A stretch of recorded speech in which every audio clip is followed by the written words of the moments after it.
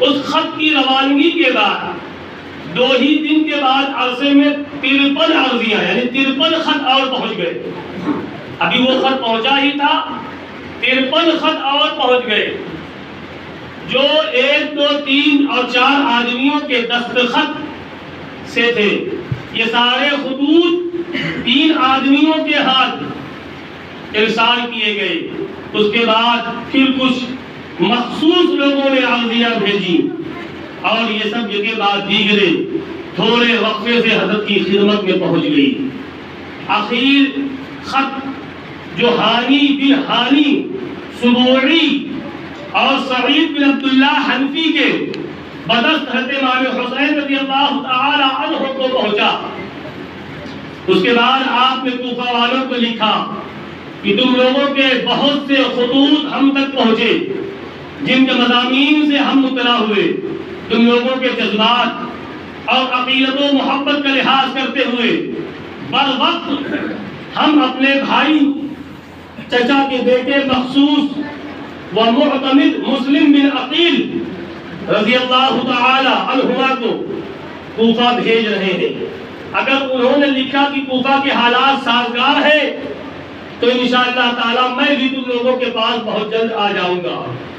حضرت صدر الافاضل مولانا سید محمد نعیم الدین صاحب مراد آبادی علیہ الرحمت و رضوان تحریر فرماتے ہیں کہ اگرچہ امام کی شہادت کی خبر مشہور تھی اور کوفیوں کی بے وفائی کا پہلے بھی تجربہ ہو چکا تھا، مگر جب یزید بادشاہ بن گیا اور اس کی حکومت و سلطنت دین کے لیے خطرہ تھی تو اس وجہ سے اس کی بیعت ناروا تھی اور وہ طرح طرح کی تدبیروں اور حیلوں سے چاہتا تھا کہ لوگ اس کی بیعت کریں.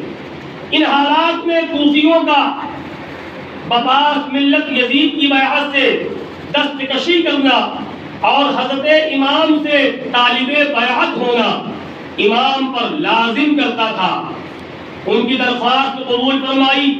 جب ایک قوم ظالم و فاسق کی بیعت پر راضی نہ ہو اور صاحب استحقاق اہل سے درخواست بیعت کرے تو اس پر اگر وہ اس کی استدعا قبول نہ کرے تو اس کے یہ معنی ہوتے ہیں کہ اس قوم کو اس جابر ہی کی حوالہ کرنا چاہیے.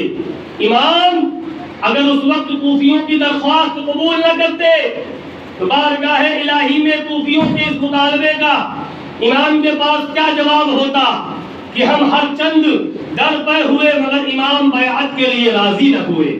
کہ ہم نے ہر طریقے سے کوشش کی کہ آقا حسین ہمارے درمیان آ جائے تاکہ ہم یزید کی بیعت نہ کریں، لیکن ہمارے امام ہمارے درمیان آئے نہیں تو مجبوراً ہم کو یزید کی بیعت کرنی پڑی. یہ وجہ نہ پیدا ہو تو اس لیے امام نے جو ہے حضرت مسلم بن عقیل کو بھیجا. بدی وجہ ہمیں یزید کے ظلم و تشدد سے مجبور ہو کر اس کی بیعت کرنی پڑی. اگر امام ہاتھ بڑھاتے تو ہم اوپر جانیں فدا کرنے کے لیے حاضر تھے. یہ مسئلہ ایسا درپیش آیا جس کا حل بجز اس کے اور کچھ نہ تھا کہ حضرت امام کی دعوت پر لبیک فرمائے. اگرچہ اکابر صحابہ اکرام حضرت ابن عباس، حضرت ابن عمر، حضرت جابر، حضرت ابو سعید، حضرت ابو واقدیشی وغیرہم حضرت امام کی اس رائے سے متفق نہ تھے اور انہیں کوفیوں کے عہد و میثاق کا اعتبار نہ تھا. امام کی محبت اور شہادت، امام کی شہرت ان سب کے دلوں میں اختلاف پیدا کر رہی تھی. گو کہ یقین کرنے کی بھی کوئی وجہ نہ تھی کہ شہادت کا یہی وقت ہے اور اسی سفر میں یہ مرحلہ درپیش ہوگا. لیکن اندیشہ معنی تھا. حضرت امام کے سامنے مسئلہ کی یہ صورت درپیش تھی کہ اس استعداء کو رد کرنے کے لیے عذر شرعی کیا ہے.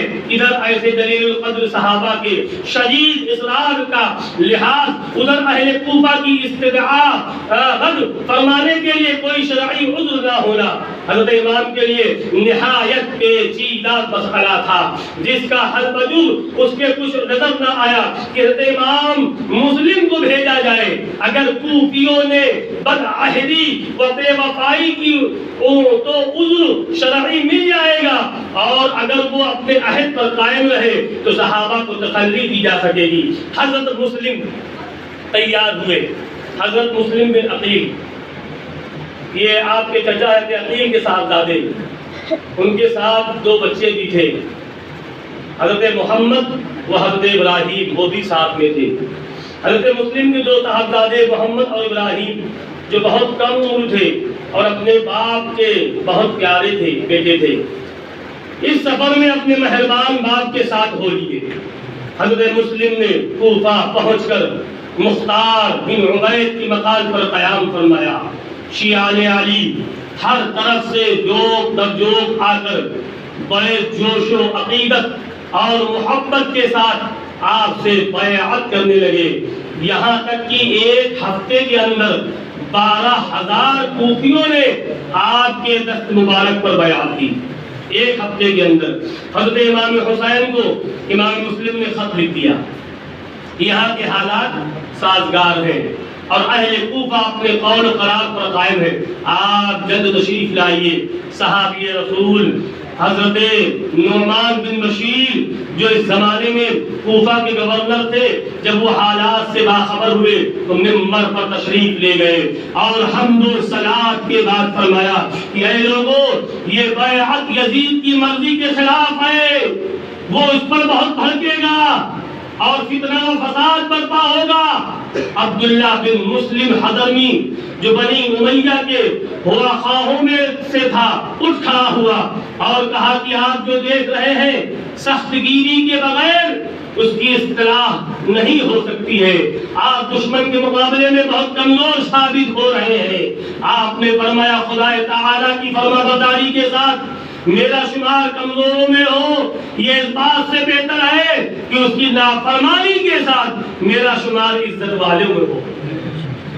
یہ فرما کر آپ منبر سے اتر آئے۔ عبداللہ حضرمی نے وہاں سے اٹھ کر یزید کو خط لکھ دیا کہ مسلم بن عقیل کوفہ میں آ گئے ہیں، شیعوں